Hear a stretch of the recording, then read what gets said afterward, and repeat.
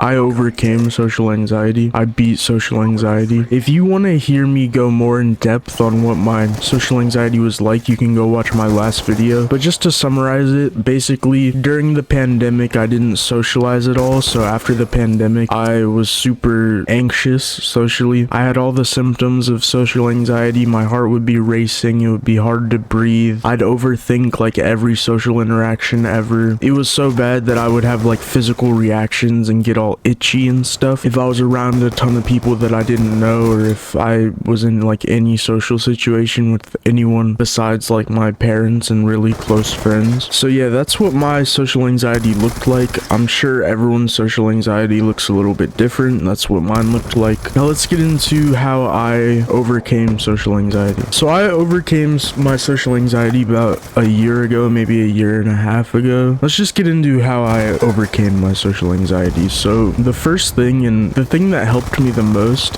is I came to a Sonder realization, which Sonder is defined as the moment that you realize that every single person around you is living a life that is equally rich, equally as vivid, equally as complex, confusing, and enthralling as your own. So basically, how I would really summarize it is Sonder is when you realize that everyone else is living a equally complex life as your own. And the way that that realization helped my social anxiety is I realized that I'm not the main character in anyone else's life, alright? So just to use an example from my last video, I said how during roll call in school, I would get like all stressed out and be worried like if I voice cracked or anything, everyone would make fun of me. My heart would be beating and everything, you know. That happened a lot, obviously, because I had like 8 roll calls a day. So I really hated roll call. And Sonder, for example, could help with that, because if you think about it, even if I did voice crack,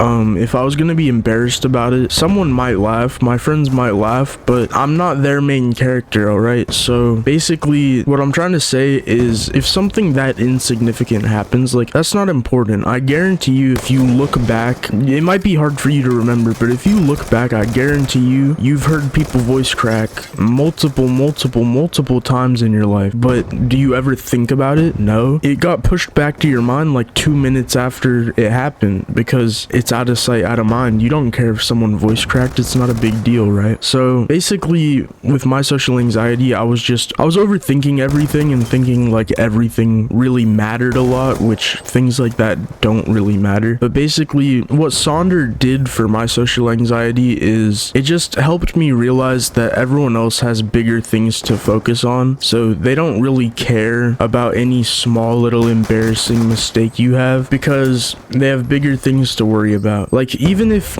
it's someone you know, right? Like even if it's your mom, for example, you could do something embarrassing in front of your mom, and even though you are pretty high on her people priority, like you're pretty important to her, she's not gonna remember that, because it's still just not important. There's no reason to remember that after like at most a day after it happened. You really are your own worst enemy. I know that might be a little bit corny to say, but you're gonna remember anything that you thought was embarrassing way past whenever anyone else would remember it. Like I could go back to someone from my sophomore year, my PE. We were doing the pacer test, and we were in the stage where you basically run from one side of the gym to the other and you're timed. And I'm not gonna sugarcoat it or anything, I fell. It was pretty embarrassing. Everyone laughed at me, and at the time I was still pretty socially anxious, sophomore year. Not nearly as bad as the prime of it, but I was still pretty socially anxious. I was super embarrassed.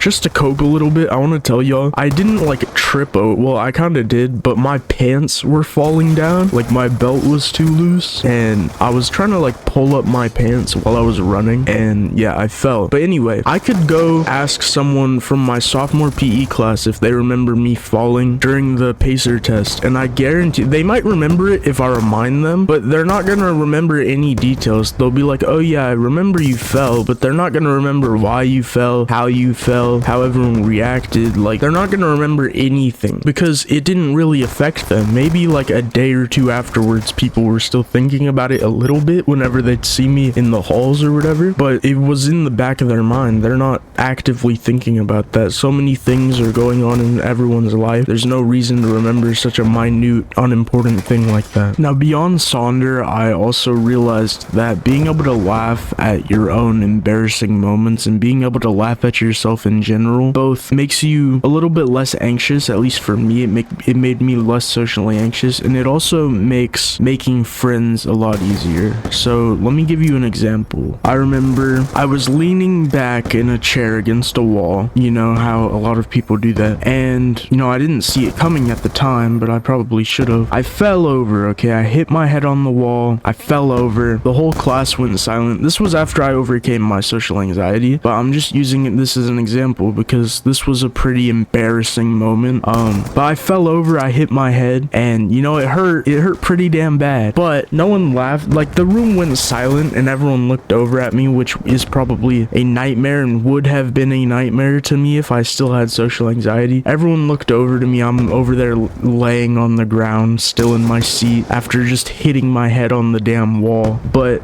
no one laughed at me except my friend. My friend laughed at me, but everyone was more focused on if I was okay than laughing at me at first, which honestly was kind of nice. I liked how everyone was nice and cared if I was okay. That was pretty cool. I was fine, by the way, no concussion.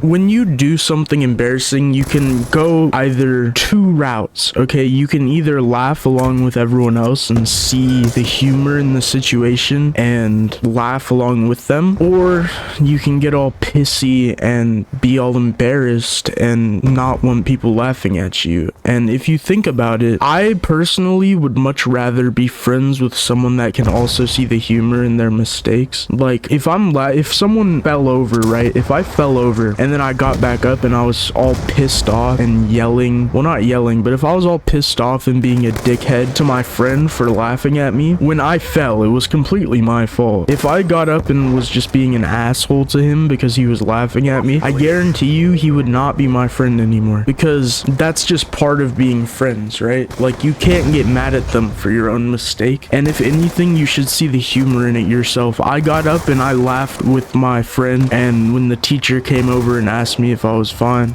I laughed with her a little bit. We were joking about it, and honestly, it made it a lot better. I was able to laugh about it, and instead of being all hurt, both mentally and physically, because I hit my head against the wall, instead of being all hurt and everything and pouting about it and stuff, instead of pouting, I got up and I laughed with my friend, and honestly, it made the class more fun than it would have been if I hadn't fallen over. Like, it gave me something to laugh about and to remember about that class, whereas otherwise I would have just done nothing all class pretty much. So you got to be able to see the humor in your own mistakes, and it's not nearly as embarrassing if you laugh along with people. So you got to be able to laugh at yourself. Now, don't like degrade yourself and laugh at yourself all the time, but if you do something embarrassing, you should laugh along with people, or at least be able to. And then the next thing that I learned was to quit putting everyone on a pedestal. Essentially, why do you care what some random person thinks? You don't know them, right? Like, I remember I would be in 7-Eleven, and some people I would see once in my life and never see again. I would be stressed out and worried about embarrassing myself in front of them, because honestly, I don't know why. Like, I'm never gonna see them again. I've never seen them before. Why do I care what they think of me, right? And I know that that can be hard